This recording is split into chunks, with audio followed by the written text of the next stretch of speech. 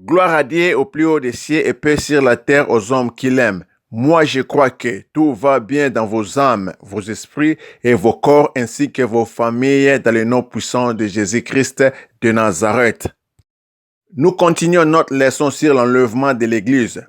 Cet événement le sera sur la terre, tous ceux qui ne connaissent pas Jésus-Christ comme leur Seigneur et Sauveur. Après l'enlèvement, il y aura une courte période de transition et l'Antichrist signera un traité de 7 ans, alliance avec nombreuses nations concernant la ville de Jérusalem. La signature de ces documents commence la période de tribulation de 7 ans. C'est en Daniel 9, 27. Il dit, il fera une solide alliance avec plusieurs pour une semaine. Et durant la moitié de la semaine, il fera cesser les sacrifices et l'offrande. Le dévastateur commettra les choses les plus abominables, jusqu'à ce que la ruine et ce qui a été résolu fondant sur les dévastateurs. Jusqu'à titre de rappel, une semaine dans ce verset représente 7 ans spirituellement. Et après un certain temps, la grande tribulation commencera partout au monde. Mais où serions les chrétiens pendant cette période? Les vrais croyants en Christ ne verront pas cette période de la colère de Dieu. Comment? Parce qu'ils serions déjà enlevés. Comment cela est possible? Romains 5, 9 à 10 dit.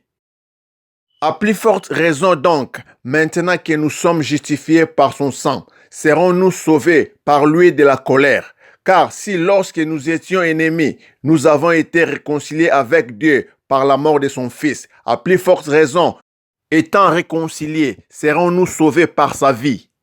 Cela est l'une des raisons que les chrétiens ne seront pas sujets de la colère de Dieu. 1 Thessaloniciens 1, 9 à 10 dit. Car on rencontre à notre sujet quel accès nous avons eu auprès de vous et comment vous vous y êtes convertis à Dieu en abandonnant les idoles pour servir le Dieu vivant et vrai. Et verset 10.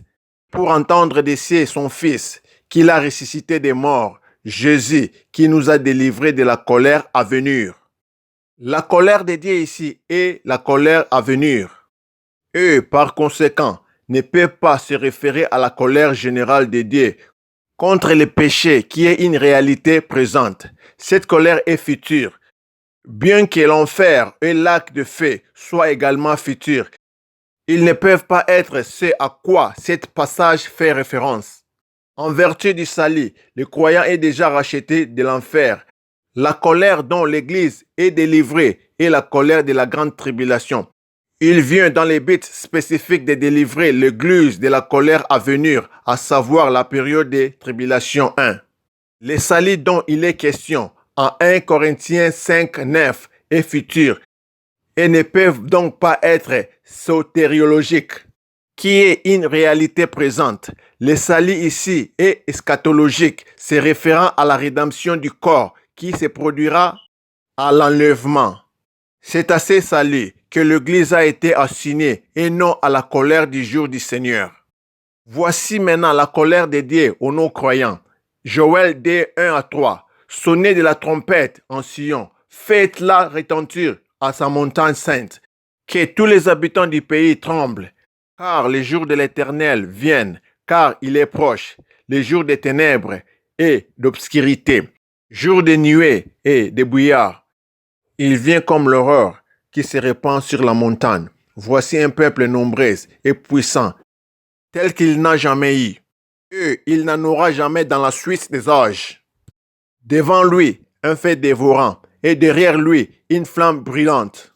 Les pays étaient auparavant comme un jardin d'Éden, et depuis, c'est un désert affreux. Rien ne lui échappe. Joël 2, 31. Le soleil ne changera en ténèbres et la lune en sang avant l'arrivée du jour de l'Éternel, de ces jours grands et terribles. Matthieu 24, 29 à 30. Aussitôt après ces jours de détresse, le soleil obscurcira, la lune donnera plus sa lumière, les étoiles tomberont du ciel et la puissance du ciel seront ébranlées. Alors, le signe des fils de l'homme paraîtra dans le ciel. Toutes les tribus se lamenteront et elles verront le Fils de l'homme venant sur les nuées du ciel avec puissance et une grande gloire. Pendant cette période de grande tribulation, les chrétiens ne seront pas là. Apocalypse 3:10. Parce que tu as gardé la parole de ma patience, je te garderai aussi de l'ère de la tentation qui viendra sur le monde entier pour éprouver les habitants de la terre. Dieu délivre toujours les siens avant que le temps de la colère ne commence. Avant la destruction de Sodome et Gomorrhe, Abraham avait posé une question à Dieu. Veux-tu aussi détruire le juste avec le méchant? Dans Genèse 18:23. Et la réponse de Dieu était non, car Dieu enleva Lot et ses 2 filles de l'extrémité ardente de cette ville. Nous voyons encore ce principe appliqué avec l'enlèvement d'Enoch avant le déluge. La famille de Noé en sécurité dans l'arche une semaine avant que la pluie ne se commence à tomber. Genèse 5:21-24.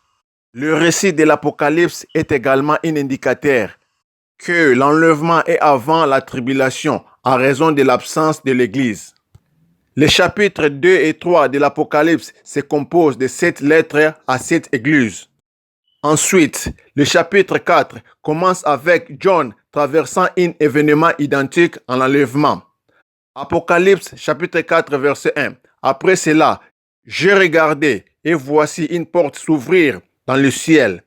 Et la première voix que j'ai entendue fut comme celle d'une trompette qui parlait avec moi, qui a dit, monte ici et je te montrerai les choses qui doivent arriver plus tard. Il n'y a plus aucune mention de l'Église jusqu'à ce qu'il revienne sur la terre en tant qu'épouse du Christ dans l'Apocalypse 19. La période de tribulation commence dans l'Apocalypse 6 et se poursuit jusqu'à l'Apocalypse 19 sans mention de l'Église. Nous voyons les 2 témoins et 144 000. Nous lisons de leurs disciples, ceux qui ont été sauvés pendant la tribulation. Pourtant, il n'y a aucune mention des personnes sauvées avant le début de la tribulation. Pourquoi? Parce qu'ils sont déjà partis. Donc, nous avons la garantie que les chrétiens ne seront pas là lors de la colère ardente du Seigneur aux pécheurs. Mais pour que vous n'ayez pas là, il y a des conditions. Vous n'irez pas au ciel parce que vous avez de l'argent, ou parce que vous avez la connaissance, ou parce que vous connaissez comment prier, ou comment prêcher, ou parce que vous êtes beau ou belle, ou parce que vous payez les dîmes et les offrandes, ou parce que vous ne manquez pas l'église, ou parce que vous avez les dons des miracles, des guérisons, des prophéties et consorts. Dieu a seulement besoin de votre cœur, rien que vos cœurs. Jérémie 17, 9-10 dit, le cœur est tortué par-dessus tout, et il est méchant. Qui peut le connaître? Verset 10. Moi, l'Éternel, j'éprouve le cœur, je sonde le rein pour rendre à chacun selon ses voies, selon les fruits de ses lèvres. Le ciel n'est pas comme un parc que vous pouvez marcher comme vous voulez en n'importe quel temps. Matthieu 7, 13-14.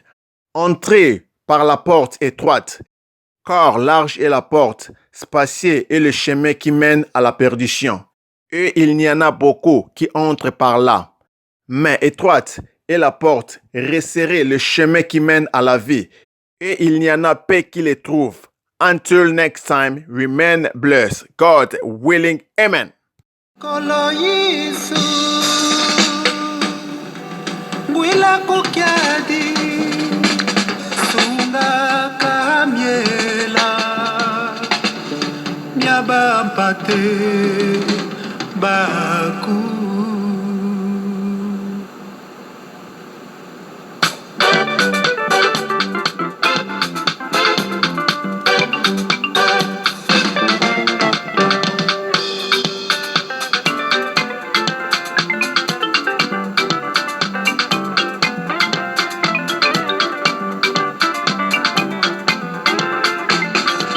Woso wala bibi na Yesu yandi wala tula kutata Zambi. Woso wala ndimi na Yesu yandi wala tula kutata Zambi. Oh nginalanda fumo yo wena yenu lengolo nginalanda fumo yo wena yenu lengolo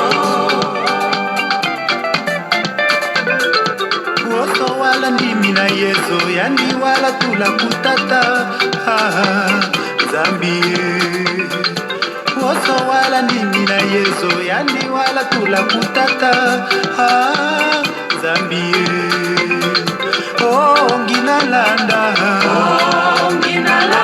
fumo yo wena yelu lendolo ngina landa fumo yo wena yelu lendolo